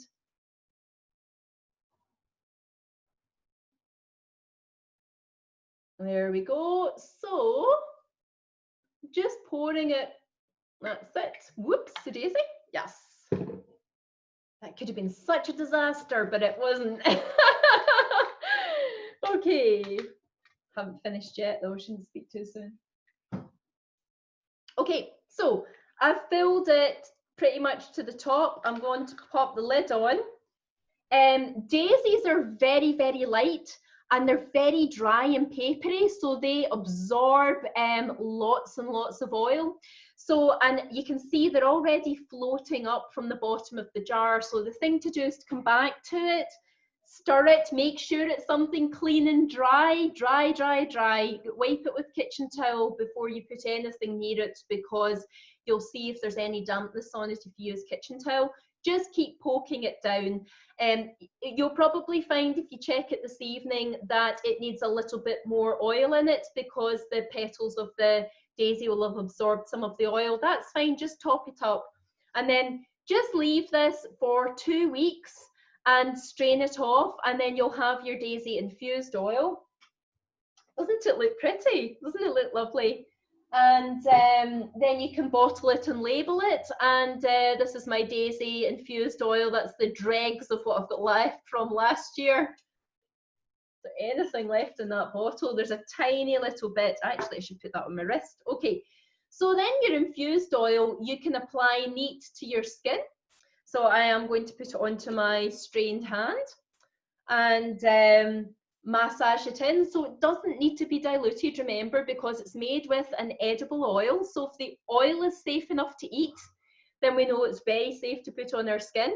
And remember, daisies are safe and edible as well, so it's really safe to put on our skin. And you can use this as it is, or particularly if you're an aromatherapist, it works really, really well as a carrier oil, so you can use it and blend other essential oils through it that you want to use for treating aches and pains or sprains, whatever it is. So it's a great oil to use. And it works really nicely in natural skincare as well. We've found, because we've been making loads of this in my classes over the last couple of years. So that's daisy oil. So you don't need to do anything more to it other than that. But oils, of course, are very messy. They're not great to carry in your bag because they can leak. So what we tend to do then is make an ointment or a balm. And an ointment or a balm is just a fat, again, an oil that's got something to solidify it. So I use beeswax for making my ointment. That's still my preference, but you can use, if you want to do a vegan version, you can use, I use rice bran wax and shea together because it gives a similar texture. But it's just an oil with a fat or a wax to solidify the oil. That's all it is. And then it's in a really convenient and less messy form, and that's how you make ointments. Right, and there are loads of questions that have come in, so I'm going to go back through it. Bought this on your recommendation and it's very nice. Is that the oil? Yeah, that's the oil you're talking about, isn't it? Yeah. So the oil I used is, this is sunflower oil. You can get this in the health food shop, so it's certified organic, but it actually says frying oil because it's been deodorized and naturally refined to make it lighter and not have a strong smell. The unrefined sunflower oil has got a very strong nutty smell, and I prefer to use the naturally refined ones for my herbal infused oils because I want my herbal infused oils to smell of herbs. So I make herbal infused oils of all sorts of things, like roses and vanilla and seaweed and lemon balm and chamomile and lavender. So I don't want them to be overpowered by the smell of the oil. So that's a great tip, because if you buy an oil like that that's certified organic and naturally refined and deodorized from a cosmetic or an aromatherapy supplier, they tend to be really expensive, but this one's produced for food, so it's really affordable and you can get it in the health food stores. Ratios depend on the herb to the oil and the texture of the herb, so I won't get into that in this beginners class. I do get into that in more specialized classes, but for this jam jar method, the ratio is make sure the herb is covered with the oil. That's the ointment. Or the ointment ratio. I do 300 mils of infused oil to 25 grams of beeswax. I can't remember the vegan equivalent off the top of my head, I'm sorry, but I do have that in my video course, the vegan one. Grapeseed oil is smell-free and light. If it's natural, if it's refined, it is, yeah. Unrefined grapeseed oil is very heavy and very dark and very smelly. Do you use the root? Is that daisies? No, I don't. I've never used daisy root. I don't know anything about using daisy roots, so that's a new one on me if that's something that can be used that way. I tend to use where I can. If there's an option, I tend to use what's easy and what's prolific. So if you're digging up roots, you're uprooting the plant. I mean, obviously daisies are plentiful, they're not rare. So, but I don't, to my knowledge, I haven't come across the root of daisy being used. So that might be something you know that I don't, Marianne.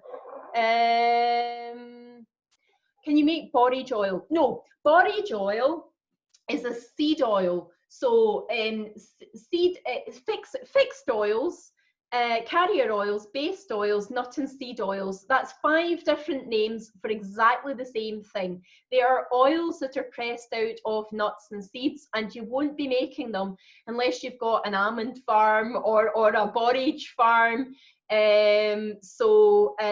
Borage oil isn't the infused oil of the flowers. Borage oil is the tiny little seeds that are in those tiny little blue flowers. Those tiny little seeds are harvested and dried and then pressed through an oil press, and that's what borage seed oil is. That's one of the reasons it's an expensive oil to buy, is because it takes enormous amounts of borage seed to produce these tiny little bottles of oil, and they're not very stable either. I met somebody who farms borage for the seed oil, actually. I forget how many acres he told me the farm was. It was huge, huge.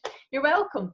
I don't know about the roots. I read it on a post. Right, so we don't, right, okay. So the person who asked about the daisy root is saying they don't know about whether or not you can use it. They read it somewhere, so we don't know about that. Okay.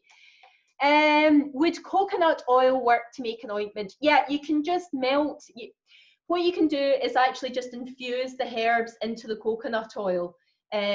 So that's usually the easiest way to do that, but I'm just running out of time, so I don't have time to go through that technique just now, if that's all right. I'm sorry. Thank you for this introduction. You're very welcome.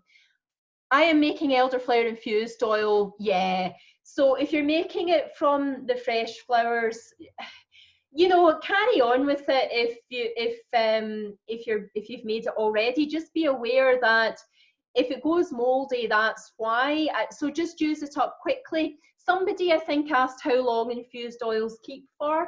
So if you make them from dried herbs, they'll keep for a very long time, usually between 1 and 3 years, depending on the shelf life of the oil that you get. So go with the best before date. And remember, it's best before, not used by.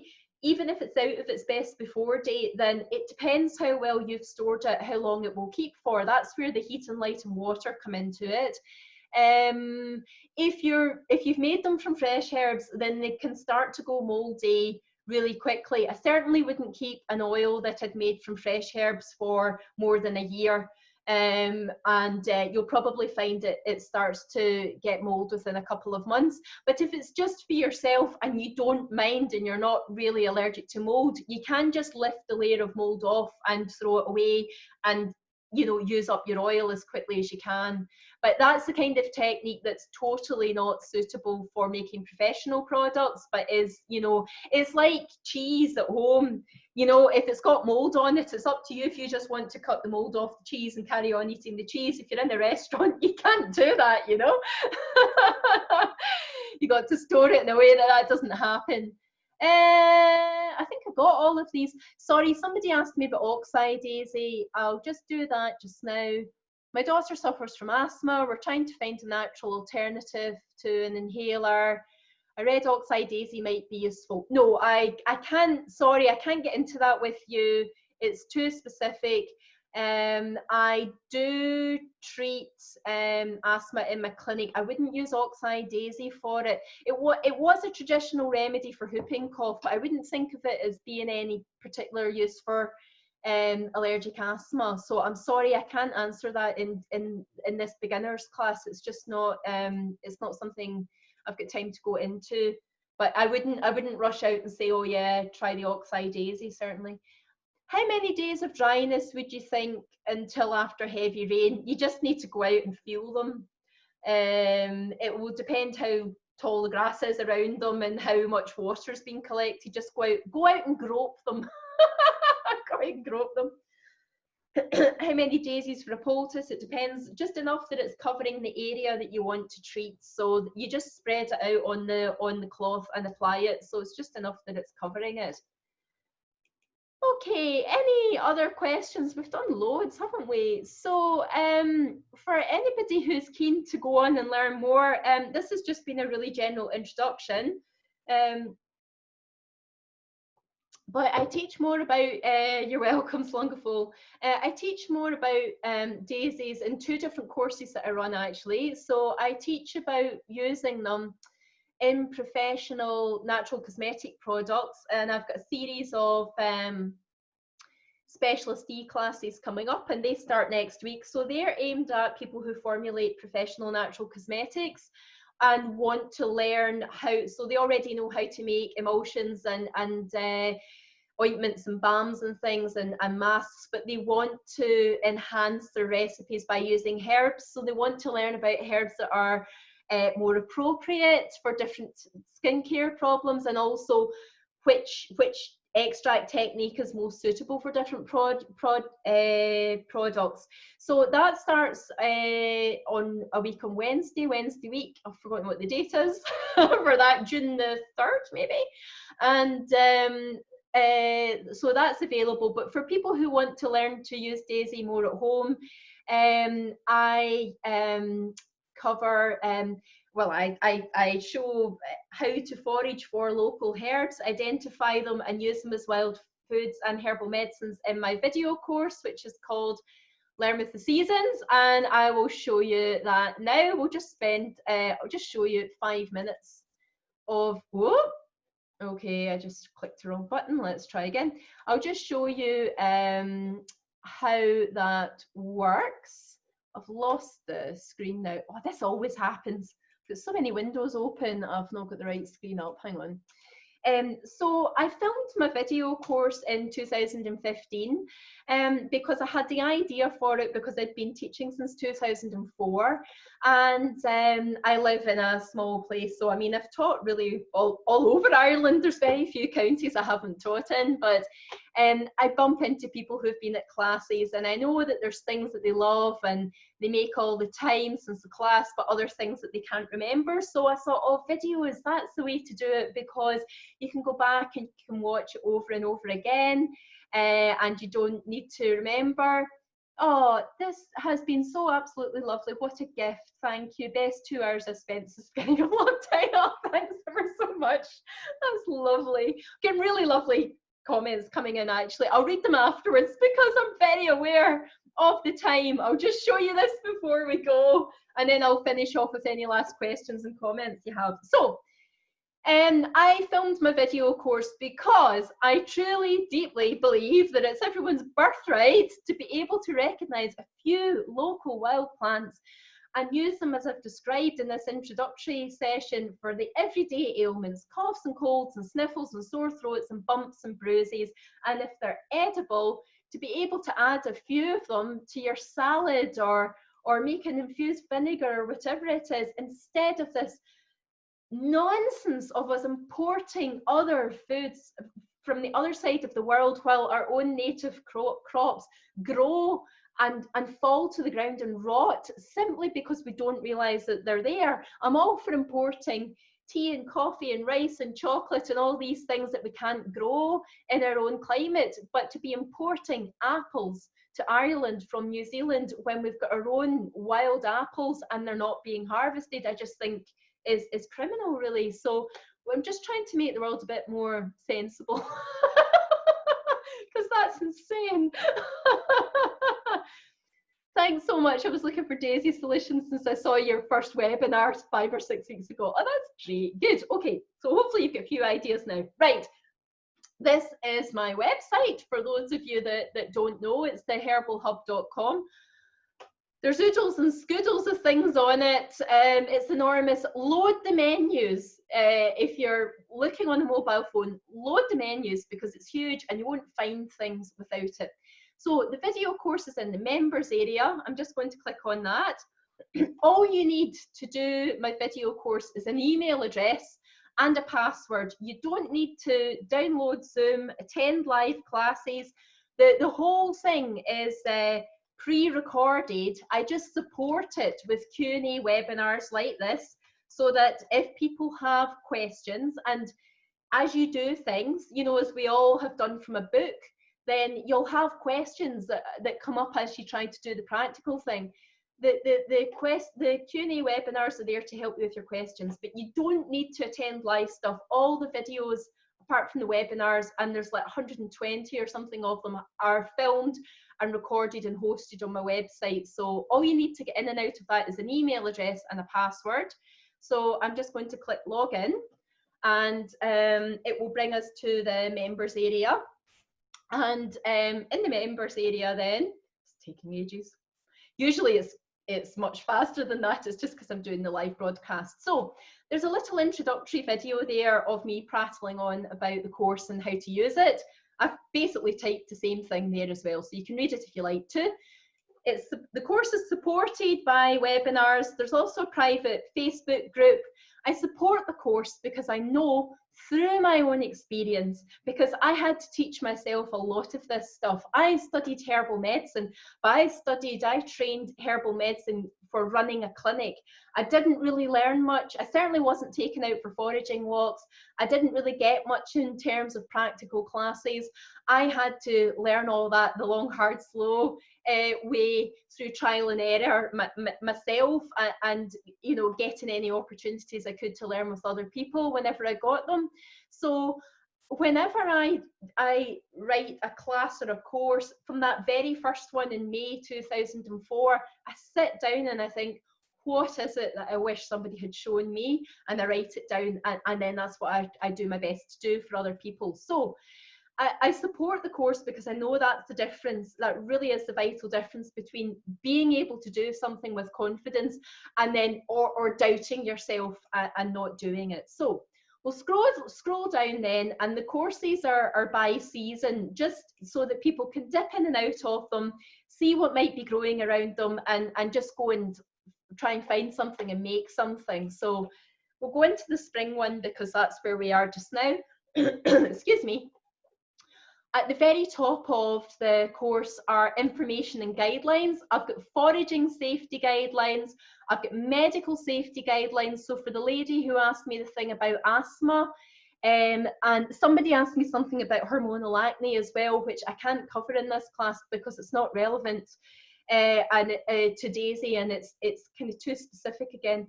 But I've got medical safety guidelines there as well. So how to know what it's safe for you to deal with at home, and when to go to a practitioner, and when to go to the doctor or A&E, the emergency room. So go in and watch those and read those the first time. They're not long, but really, yeah, that should be something you grasp the first time you look at them. You know, using wild plants is dangerous if you don't go out, if you don't have any basic safety guidelines, in the same way that using electricity is dangerous if nobody taught us that, you know. But we're all taught how to use electricity safely. We don't put on the light switch and worry that we're going to electrocute ourselves, because we've got basic safety guidelines that we all grew up with, and we can absolutely do the equivalent with wild plants. If you stick to the safety guidelines, you won't go wrong. So then we get on to the plant lessons, and because we've looked at Daisy, let's go into Daisy. So you just click on the lesson, and for every single lesson, it's got the name in English. We always use the Latin name so that we know exactly which plant we're referring to, because common names overlap. Every lesson has got an identification video. It's got close-ups of the plants to help you identify it. It's got the information I've written about the plant to help you, which I'll show you as well, and you can print that off. And it's got videos showing you how to make make different extracts with them. So we'll click on the oh, sorry, I've clicked on the wrong link, I think. Hang on. I'll go into the plantain one because there's more in this one, that'll be easier. Okay, so we're in the plantain one. So let's click on the identification video and if you click play, you'll see what happens with the video is it's really good because it gives you scale and it gives you the habitat that the plant's growing in as well. I am only 5'2". You can see there's loads of daisies there. And I worked with a professional filmmaker, so I'm mic'd up with an outdoor mic so that you can actually hear what I'm saying and not just see somebody straining their neck and hear the wind. As you see videos like that on YouTube all the time, I think. So you'll see we go in and we look at the close-ups of the plant for identification as well. Okay, hang on. Let me just pause that. You'll see there are photos there of daisy, sorry, plantain, close-ups of the leaves, so lots of things to help you identify them. Then we come down to the plant data sheet. So I don't know why I named them that, but anyway, I've kept the information jargon-free. I've not got botanical terminology that you need a glossary for. I've not got herbal medicine terminology that you need a glossary for. What kind of plant is this? Is it a tree? Is it a weed? Where will I find it? I've got the names in Latin and English and quite often Irish, German, Spanish, Italian and French where I could find them. Is it edible? How do I use it? When do I find it? How safe is it? Are there any medical conditions or drugs I should be concerned about if, can I use this plant? Is it useful as a food? Why is it useful as a food? Can I juice it? I've got some basic recipes. And then I come on to it as a herbal medicine, so using it as a remedy. So remedies it's useful for and suitable for to use safely at home. And then remedies external uses at home as well. And then more serious medical conditions that qualified herbalists might use it to treat. So that would be the sort of thing where you would attend someone in a clinic and they would be doing something more in depth with you. I've always got the dosages. I know there were a lot of questions earlier about Daisy with dosages. I've always got the dosages for adults and children, for the tinctures and the teas on these data sheets. And you can read them on the screen or click the print version, download the PDF and print that off. There's the bandage. So that's we talked about doing a compress with Daisy, but you can do something similar with plantain. There's the infused oil. Again, these are videos and the ointment.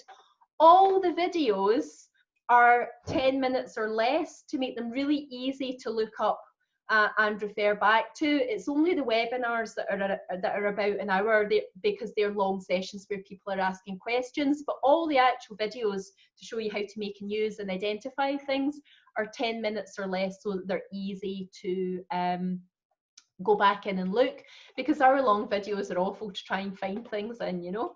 And then the recipes are at the bottom again, and you can read them on screen or print them off. So yeah, we've got nettle, daisy, dandelion, primrose, cleavers, red clover, sorrel, silverweed, loads and loads and loads. There's an at-a-glance thing to look up how to make tinctures and ointments and other things and dry them.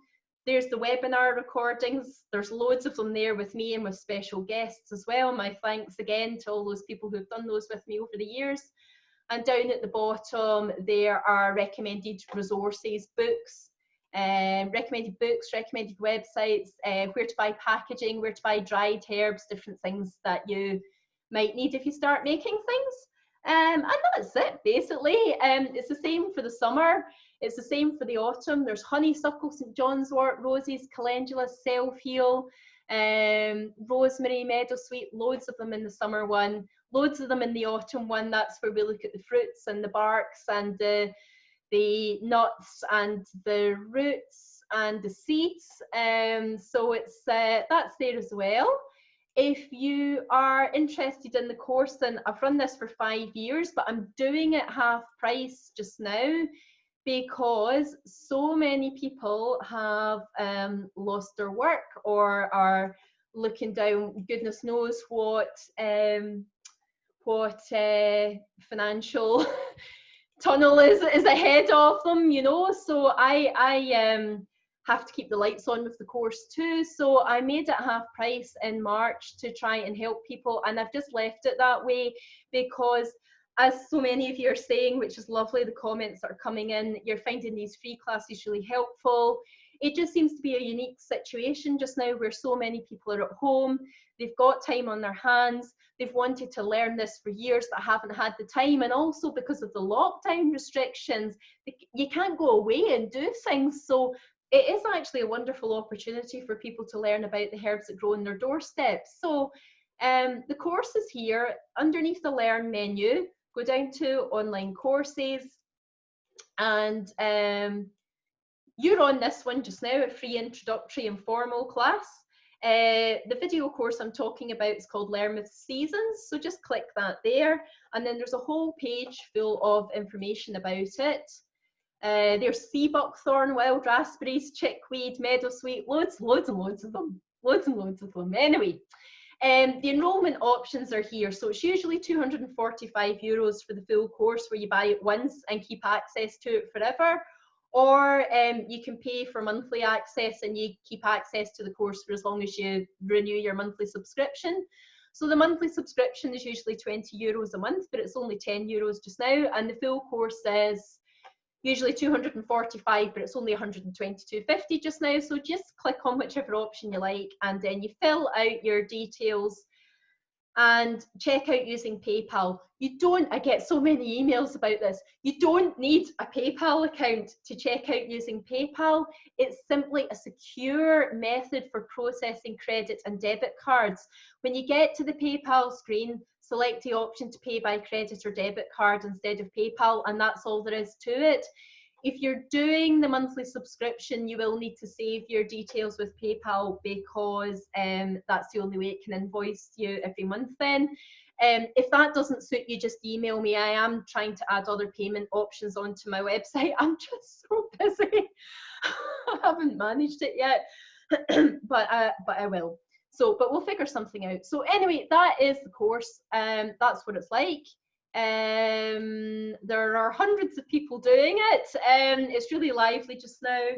And I'm really enjoying it. Just genuinely is my pleasure to teach, to you know, be part of your journey learning about this and share this with you, because it's so life enhancing and changing. And even when people go back to work and life goes back to normal, whatever the new normal is, you will not lose this.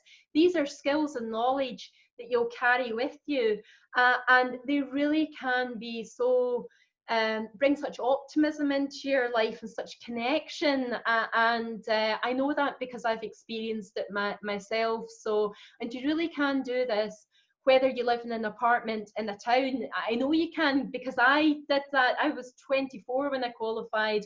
I didn't have a huge house and a garden and things I could plant myself. I just absolutely had to manage with the resources I had, which were totally meagre. And that actually is one of the reasons I got so into foraging, was because that was the option that was available to me. I didn't have land to cultivate things and mind them and tend them, you know. So there's an outright necessity. Necessity is the mother of invention, you know, and it really is special to get to know what's growing in your environment rather than to try and set up your own one. I think that's a really lovely thing to do. Right, I'm going to go back through your comments and questions, and then we'll finish off. I'll do them in reverse order. I don't know, hang on, let me see. If I do that, I'll get lost.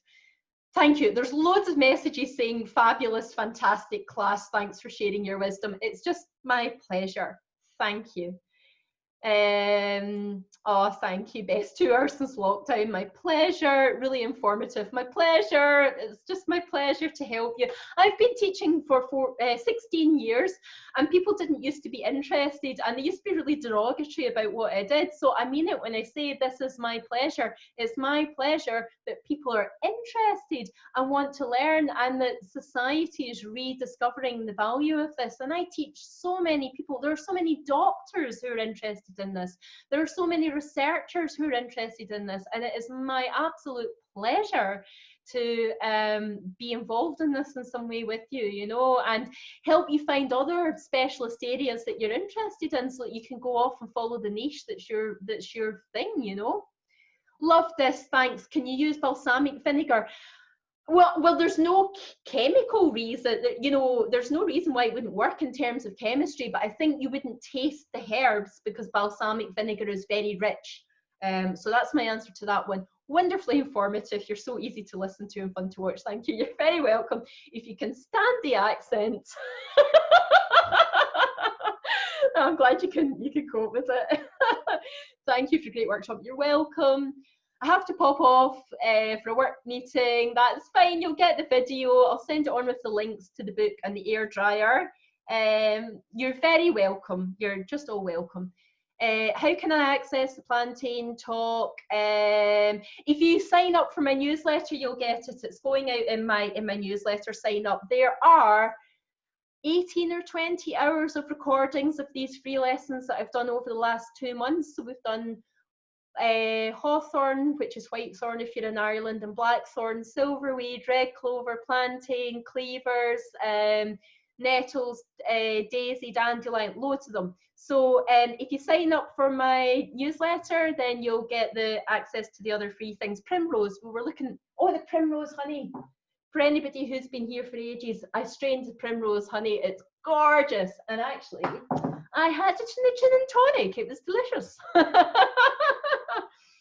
Thanks so much. First introduction and really interesting. Great. Well, listen, you've just enrolled. Oh, thank you, Cheryl. I really appreciate it, because I have to keep the lights on with the course as well. Running online things is not free. It costs a lot of money. And I was really worried in March when everything hit that everything would go for me as well, because obviously I've had to cancel all my classes and foraging walks and things pretty much for the year, and in every country that I teach in as well. So it's working for all of us, you know. I was worried that, you know, all my stuff would disappear, you know. So thank you so much. I hugely appreciate it.